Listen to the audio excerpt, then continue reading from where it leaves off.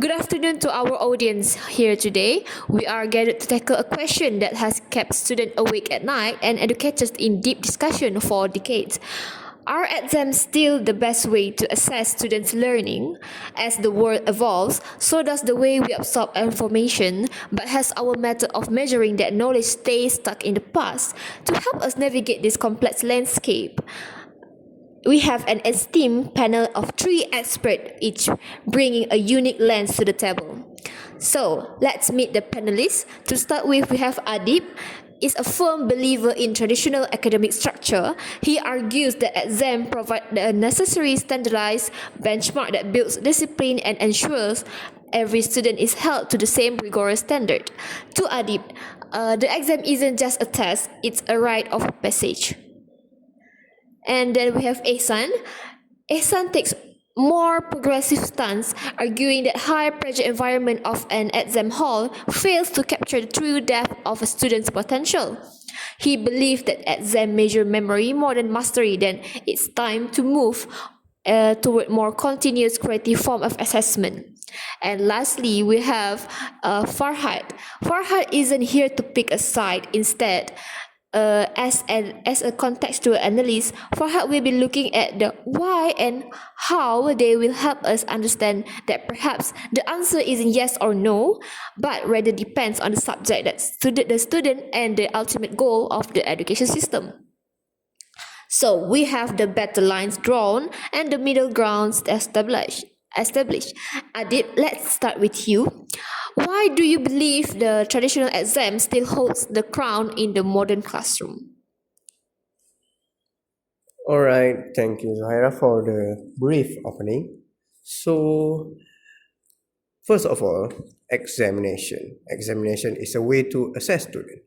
So, an exam also has been around for centuries. So, I think, first of all, many countries like China, they have Gaokao examination to determine a student whether they are successful or not. Other country like Switzerland use 6-point grading system, and France also use a point system to determine does the student success. Also in Malaysia, particularly, we have SPM. So first of all, exam provide fair and standardized evaluation. What I mean by fair and standardized evaluation, because in classroom where students have different background and abilities of learning, a classroom can be 30 plus student in one classroom. So how we determine that the student is good, not like good or bad, how we determine, how we evaluate them is through exam. So teacher need a system that evaluate everyone using the same criteria. Meaning by the same criteria is exam allow all students to answer the same question under the same condition. Meaning that student A will answer the same question as student B in same time. For example, imagine a classroom where a student have a private tutor or books and a material and internet connection, while other students may rely on classroom learning. So if assessment is based on a project-based learning, a student that doesn't have the access will complete the task in much harder and much challenging way compared a student that have a lot of accessories. So to determine that, we use exam. However, during an exam, every student must rely on their own understanding and their own preparation. Every student has the same time limit. Like we in a university, we have a study week, where a week that we need to study all the syllabus and we answer the exam the next week. So because of that, exam reduce the external influence such as the help from family members, meaning that a homework, for an example, maybe a student can get a help from their family member, excessive internet assistance. I didn't say that this help is didn't good, but in an exam scenario, you are on your own. So therefore, exam clearly help create more equal opportunity for students to demonstrate what they actually know. My second point will be exam measures student actual understanding, which is in many type of assessment like group work assignment or project-based learning, it can be difficult for teacher to actually understand it. Some student may rely heavily on their teammate or maybe copy their information, and we need to evaluate it much harder. However, with an exam type of evaluation, it requires the student to process information more independently and apply what they have learned. As for the example, in a language class, we see a student may complete assignment using a dictionary and translation tool. I didn't say that this tool is not good for them. It is good for them, but when they become too dependent, they hide their true potential and their independent skill. Because if they don't have those feature during exam, they will stuck on a question. So during an exam, student must remember vocabulary, apply grammar rule to a certain question, understand the question while answer all the question independently by themselves. So this allow teacher to clearly see what student have actually learned. And another example like in mathematics, because mathematics is not a subject that you need to memorize, it's more about technique. So from there you can see does the student actually perform. So therefore exam help teacher to identify student who have mastered the material. Maybe the student master the homework, complete the homework with a perfect score, but in the exam is a different story. Student who need an actual additional support, maybe the student who got lower grade, teacher can help them. So also teacher can also see their teaching strategies. Is it effective or need improvement for the student? In this way, exam provide valuable feedback from both teacher perspective and student perspective. Also, for my last point is exam indeed encourage discipline and motivation. Another reason why exam is a effective way to encourage student to study consistently, I believe that student need a discipline. When a student know that the exam is coming like next month, they need to review their note, practice important concept, and organize their study time. Without exam, I mean, who doesn't love freedom? You don't have a target, so students will start procrastinating and postpone their tasks and not even taking the subject seriously. Maybe because they got no target to perform. So, for example, many students begin revising their study note several weeks before their final exam. By the key point is they are reviewing the topic. So when they are reviewing, is they are not wasting their free time doing unnecessary stuff. So therefore, exam is an act of motivational tool for them to actually encourage students to become more responsibility on their own self-study. So I think that is all my point about exam. Okay, thank you, Adib, for your strong case of structure. Now, Ehsan, I can see you already shaking your head. What about your stand about the examination in the school system? I want to say thank you, Zuhaira, for complimenting. Okay, so for many years, exams have been the most common method used in schools or even in universities to measure students' performance. However, with the change in the modern era, we need to change our education as well. So therefore, a lot of people have been questioning either using an only examination to assess their children and their student is still reliable.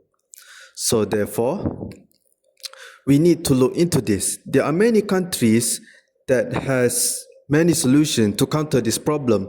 For example, in Finland, students are assessed using project, class participation, and teachers' evaluation. Of course, exams are still used, but they are being used limited compared to continuous assessment.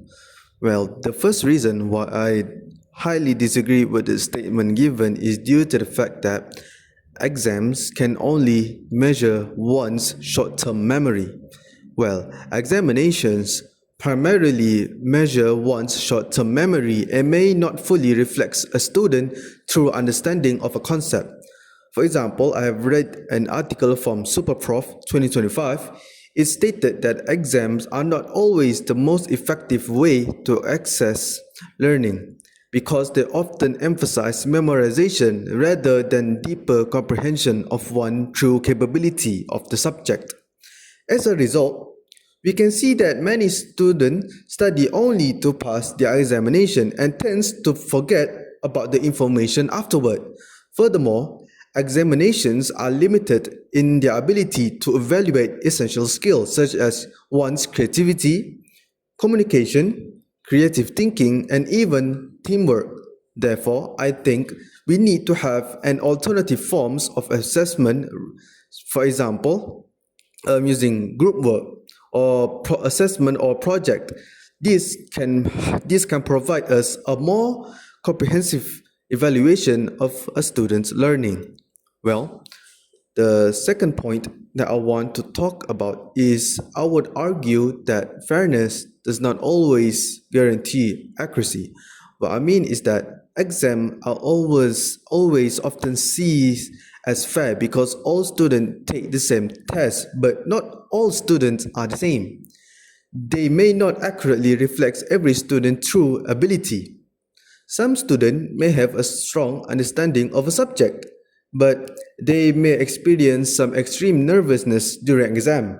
As a result, this extreme nervousness, called exam anxiety, can negatively impact their performance, causing their result to misrepresent about their actual knowledge and their capability of the knowledge that they have known. Now, the last reason why I highly disagree is that exam can create high level of pressure and anxiety for many students. I want to relate this point to the previous point that I've talked about. As I've read in some articles is that some students may not perform well even though they actually understood the material very well. Well, why is this? This is due to the fact that we as a human have feelings.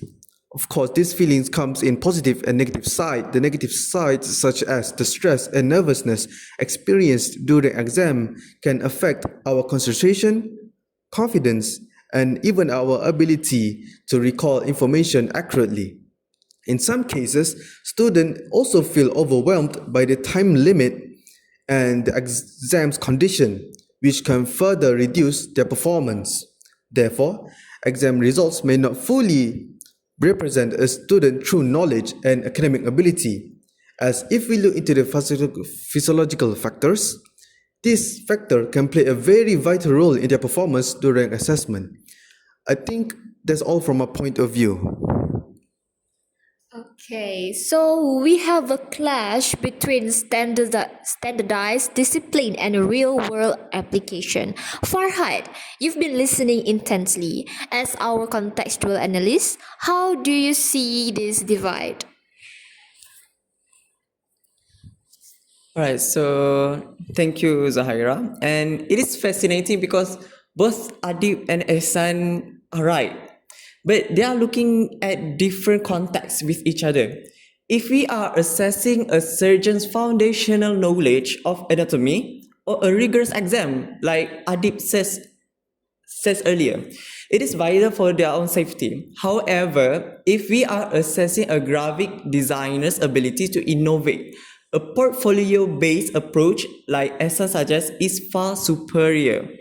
Now, The question isn't whether exams are best, but rather what are we trying to achieve with this specific assessment? We must look at the socio-economic impact, that subject matter, and the psychological health of the students before we can declare a winner. Now, proponents of traditional exams argue that they provide an objective and standardized benchmark that is difficult to replicate through other means. Because every student sits for the same test under identical condition, the results are seen as fair way to compare performance across different schools and regions without the influence of teacher bias or varying the classroom standards. Furthermore, exams are often defended as a necessary preparation for the pressures of professional life, as many high-tech careers such as medicine, law, or engineering, it requires individuals to perform accurately under strict time constraint. From a cognitive perspective, the process of studying for a cumulative exam encourages the consolidation of knowledge, moving information from short-term memory into long-term memory mastery through the testing effect. So conversely, critics of the exam system suggest that high-stakes testing is an antiquated metric that measures the student's ability to memorize information rather than their own ability to apply it. They argue that an exam is merely a snapshot of a single day, which is a student's grade can be unfairly compromised by test anxiety, illness, and maybe external stress, which does not accurately reflect their true intellectual potential. Now, this reliance on testing often leads to a teaching to the test culture, where the curriculum is narrowed to focus only on what will be graded, often at the expense of critical thinking, creativity, and collaboration. Critics point out that in the modern digital workplace, workers rarely perform tasks in total isolation without access to resources, making project-based learning or continuous portfolios a more authentic reflection in a real-world successness. So the most comprehensive view suggests that the best way to assess a learning is likely not a single method, but a hybrid approach that utilizes various tools for different purposes. While exams serve a vital role in verifying foundational knowledge and ensuring systemic rigor, they are increasingly supplemented by formative assessment and practical application to capture a fuller picture for a student's capabilities. Ultimately, the goal of assessment is shifting for simply ranking students to supporting their growth, suggesting that while exams may always have a place in education, they may no longer be the only pillar in the academic success. So to the Atip's point earlier, we must consider that the high-stakes profession, if we are assessing a neurosurgeon's foundational knowledge of cranial nerves or engineering understanding of structural load bearing, a rigorous closed-book exam is vital for public safety. You cannot improvise or calibrate your way through a basic anatomical facts in the middle of the surgery. So here, the testing effect, the cognitive science principle that retrieval practice strengthens the long-term memory is a powerful tool for the mastery. However, in the exam points, if we use the same high-pressure exam to assess a graphic designer's innovation or a programmer's ability to debug complex code, we will fail. In now the 21st century digital workplace, nobody works in a vacuum. A coder has access to documentation. A designer has access to feedback loops. Forcing them into a silent hall with a pen and a paper is an authentic mismatch. It tests their ability to endure stress, not their ability to solve the problem. We also have to look at the socio-economic lens. Now, the pro-exam argument, which is exams are more often the only way a brilliant student from a low-income background can prove themselves to an elite university on a neutral playing field. While the anti-exam argument, conversely, high-stakes testing has created a shadow education industry, such as wealthy families spend thousands on specialized exam coaching, meaning the exam isn't testing intelligence, it facing access to coaching. While now we have AI, which is the new context in the education, we cannot ignore that we are now in the age of generative AI. So Adib argues that exam prevent cheating, which is true, but Ehsan argues that if an AI can pass your exam, which it can, then your exam is testing the wrong things. We are currently at the crossroad between, do we make exam harder to beat the AI, or do we change the assessment to focus on things AI cannot do, like ethical judgment, empathy, or even complex leadership? Well, finally, we must weigh the psychological health of the students. We are seeing record levels of test anxiety, which actually paralyzes the prefrontal cortex, the part of the brain needed for the high level thinking. When the stakes are too high, the snapshots we take on exam isn't a picture of students' brain, it's a picture of their cortisol level. So ultimately, Zaira, the best way to assess learning is, my opinion, is a hybrid ecosystem where we use exam as a compass to ensure students haven't missed the foundational milestones. We can use the portfolios or projects as the map that show where they can actually go with that knowledge. So the goal of assessment is shifting from ranking students for a factory model society to supporting their own growth for a digital model society. While exam may have place in the foundation of education, like I said earlier, they can no longer be the only pillar holding up the roof. That's all will be my contextually from both sides, which is Adib side and Ehsan side. Okay, so thank you, Farhad, Adib, and Ehsan. So we have laid the groundwork, but now it's time to address the friction. Adib and Ehsan, your philosophies are polar opposites. Adib, you mentioned meritocracy, but Ehsan argues that exam only measure memory. What are your stance about these things?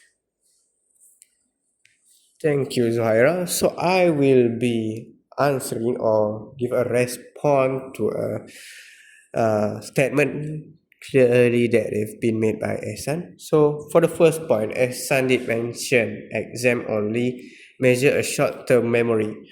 Alright, this is from my base point of view, which is I disagree with the claim that exam only measure short-term memory.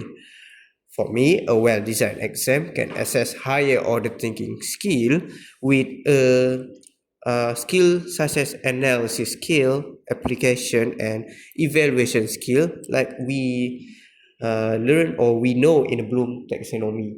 For example, in an essay question, a case study, and problem-solving task that require student to apply knowledge rather than simply memorize the fact.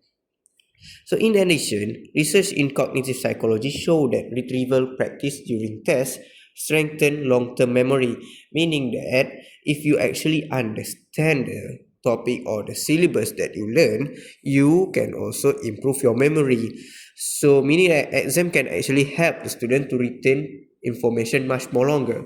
For the second point that has been pointed out by Ehsan, which is fairness does not mean accuracy because of exam anxiety.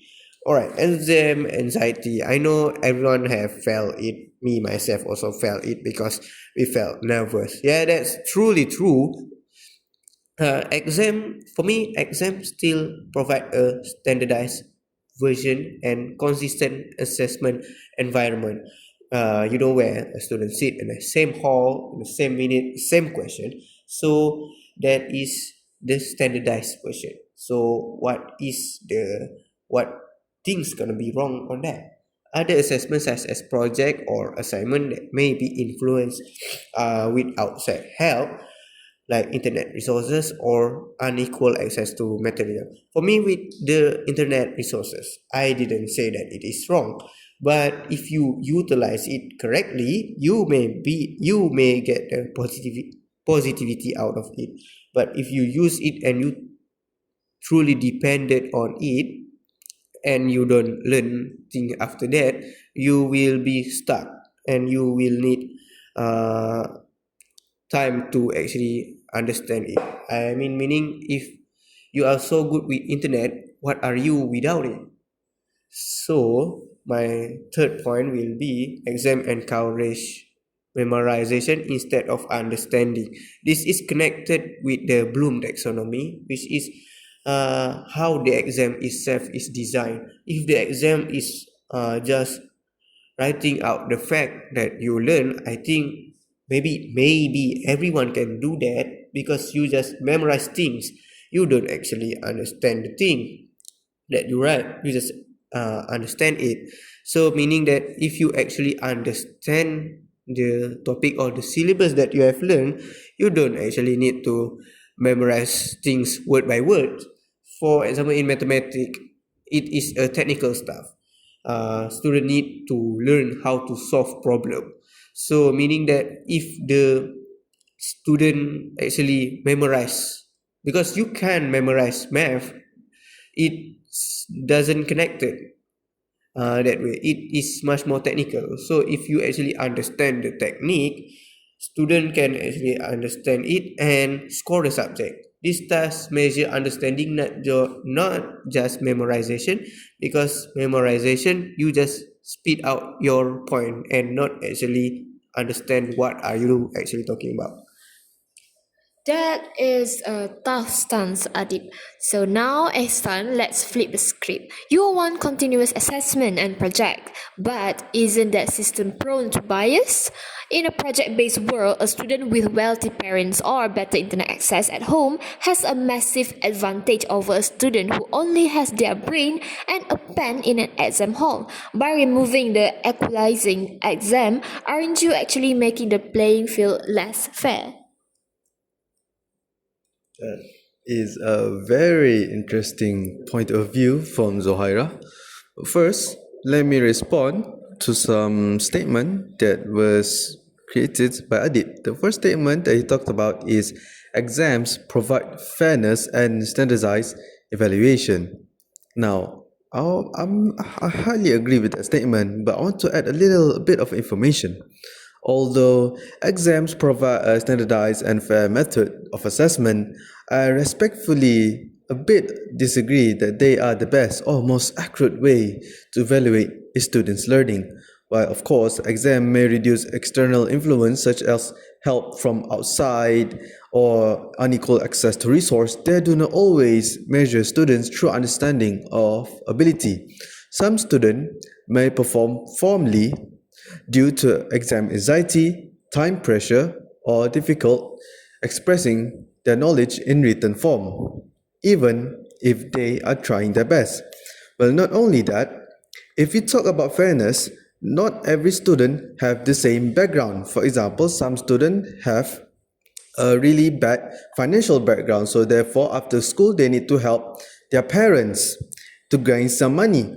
Well, if you talk about fairness, this is not 100% fair, as some students with really good financial background, they can hire some teachers outside to help their children to study better.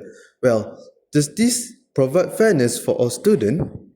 Well, the second point that I want to talk about is that exam measures student actual understanding. Well, this is Adib's statement. For this statement, I want to say that while I understand that exam can measure student individual understanding, I believe they are not the best way to accurately to do so, as some students may have strong knowledge of a subject but may have not performed well during examinations due to time limitation, time intimidation, or difficulty organizing structures, or even some other stuff. Now, if we look into the other aspect, we can see that exam often focus more on the final answer rather than the learning process, as an examination cannot show once fully on how students arrive to the solution. Of course, by doing so, we need something to counter this problem. We can use other methods such as continuous assessment, oral presentation, or even, this is my favorite one, is practical activities, as it can provide better opportunity for students to demonstrate their understanding in different ways, as not every student have the same capability. Some of them is introvert, they like to write. Some of them is extrovert, they like to act or continue. Therefore, using multiple form of assessment may give a bit of a more balanced evaluation of a student performance. Now, the last point that Adib talked about is exam encourages discipline and motivation. Well, in my opinion, while exam may encourage students to study more consistently and develop discipline, I believe that motivation to learn should not depend only on examinations. Some students may only study for the purpose of passing exam rather than truly understanding about the subject. This can lead to short-term learning instead of a long-term knowledge retention. In addition, students can also develop discipline and motivation through other learning activities such as projects, group discussion, and practice assessment. This method can help students stay engaged in learning while also improving their understanding and skills. Therefore, solely relying on exam to motivate students may not be the best effective way. That's all from my point of view. Thank you. Okay, thank you, Ehsan. So we are at the deadlock. One side prizes the pressure of the moment, and the other side prize the journey of the process. So Farhad, I want to bring you in here with a higher order thinking HOTS perspectives. To what extent do you believe the exam versus project debate is actually a distraction from the real issue? Is it possible that the problem is in the method of assessment, but the fact that our current education system is trying to use the 19th century industrial grading scale to measure 21st century human complexity? All right, thank you, Zaira, for that hot question. Now, the perspective that the exam versus project debates act as red herring is one of the most sophisticated critics of a modern education. It suggests that while we argue over the tools of measurement, we are ignoring the fundamental misalignment of the scale itself. First of all, the 19th century industrial argument. Many educational historians argue that our current grading system, which is letter grades, percentage, and bell curves, were designed to mirror factory quality control. In an industrial era, the goal was to produce a standardized workforce with predictable skills. Now we have a linearity versus non-linearity. The industrial scale assumes learning is linear and can be quantified on a 0 to 100% scales. However, human development is often spiky and non-linear. A student might struggle with a concept for months and then have a breakthrough that surpasses the curriculum, a nuance that traditional GPA often fails to capture. Now, there is this problem called reductionism, where it is reducing a human being's intellectual journey over a semester to a single letter. That is a form of data compression. While efficient for sorting people into boxes, which is like college admission, job hiring, it arguably strips away the 21st century complexities, such as emotional intelligence, adaptability, and the ability to learn from the failure. Now, there's the counter perspective, which is the necessity of common language. While the industrial model is often criticized, defenders of traditional grading scales argue that they provide a universal currency that allows society to function at scale. Now, for the industrial era or industrial things, there's this called transparency and utility. Whereabout, without a standardized scale, how does a university in one country evaluate an applicant from another? Now, the 19th century scale provides a common language that, while imperfect, it prevents the system from collapsing into total subjectivity where everyone is a genius in their own way. But no one can objectively verify for a high-stakes roles like a structural engineer or a surgeon. Now, for Adib's stance, which is the meritocracy defense, proponents argue that despite its flaw, its grading scale is the best defense against nepotism, So if we move to purely complex or qualitative assessment, the criteria for success become harder to define, potentially allowing those with social capital or pedigree to thrive while those from marginalized background lose a clear path to prove their worth. Now, the debate may be a distraction if it ignores the distinction between ranking and learning. Now, what is ranking? What is learning? First of all, ranking is industrial goal, which use a scale to sort people into a hierarchy for the labor market, while learning is a human goal, which uses a scale to provide feedback so a student can improve. So if a student is ranking the 19th century scale is highly efficient, now if this while the goal is learning, the scale is often a barrier as it penalizes the trial and error that is essential for complex problem solving. Next is the psychological toll from our growth to a game. One of the most damaging side effects of the industrial grading scale is the shift in student motivation from the intrinsic curiosity to extrinsic optimization. There's the law called the Goodhart's law of education, named after economist Charles Goodhart. The principle states, when a measure becomes a target, it ceases to be a good measure. So when a GPA becomes a target for scholarship or a job, students stop trying to learn the material and start gaming the assessment, which they choose easier classes, avoid intellectual risk, and prioritize memorization over their own deep understanding. Next, while the defender of the 19th century scale argue it promotes meritocracy, critics point out that it often measures compliance more than competence.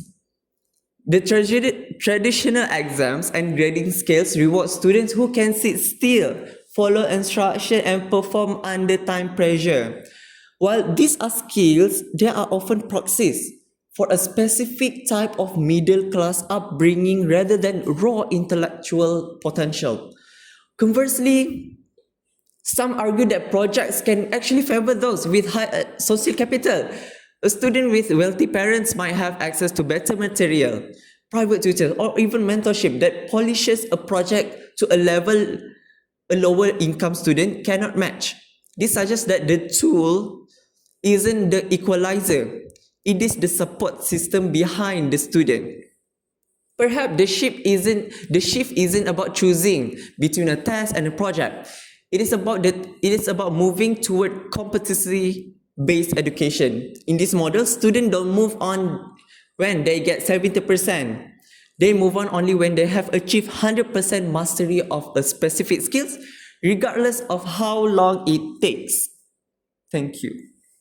Okay, so thank you for all of our panelists. So we have reached the fun stage of our forum. The tension between tradition and transformation is clear.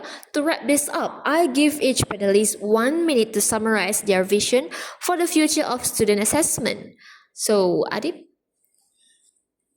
All right, thank you. So, for my last point, my vision is only one, which is integrity.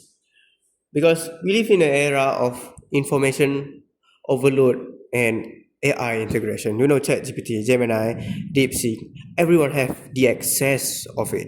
So where faking it is easier than ever, exams are the last front line of the true unassisted human performance, meaning that that is your pure brain, pure way of thinking. So they provide a clear goal for students to strive to a reliable certificate of competence, the world that we trust. Because you know that examination is indeed verified and have been recognized by through all across the globe. So if we abandon exam, we risk a participation trophy culture where grade lose their meaning and excellence. Because if you use AI, if you use a help, I don't say it is wrong, but it is less accurate, less integrity, no integrity in that, because you don't actually use your brain to actually keep the standard high and playing in the field level. So that is it for me. I pass it down to Ehsan. Well, thank you so much, Adib. My one vision, my only vision is humanity. Well, we aren't robots. We aren't training robots to store data.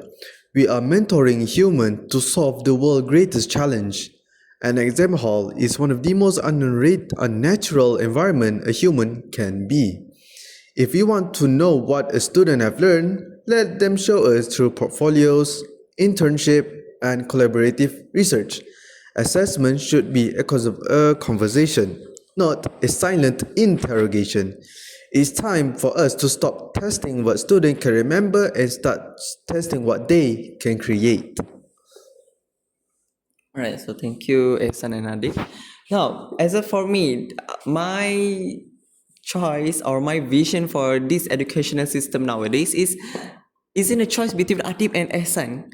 It's a synthesis. We are moving towards a hybrid assessment model. Like, imagine a world where foundational knowledge is verified by efficient, low-stress digital modular tests, while core competencies are proven through long-term projects. We need to move away from the Big Bang exam at the end of the year and toward a data-rich profile of a student. So the best way to assess learning is to recognize that learning is multidimensional, which is our tool must be as diverse as the minds they are measuring.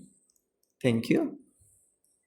Okay, so thank you to all of our panelists for such a spirited and thought-provoking debate. We have seen that while exam provides standard discipline, they may lack the depth and flexibility required for the modern world. Perhaps the best way isn't a single test, but a balanced ecosystem of assessment that values both the result and the journey. So to our audience, the next time you pick up a pen or open a laptop for a test, ask yourself, are you proving that what you know, or what you're discovering that what you can do? So this concludes our forum. Thank you for joining us.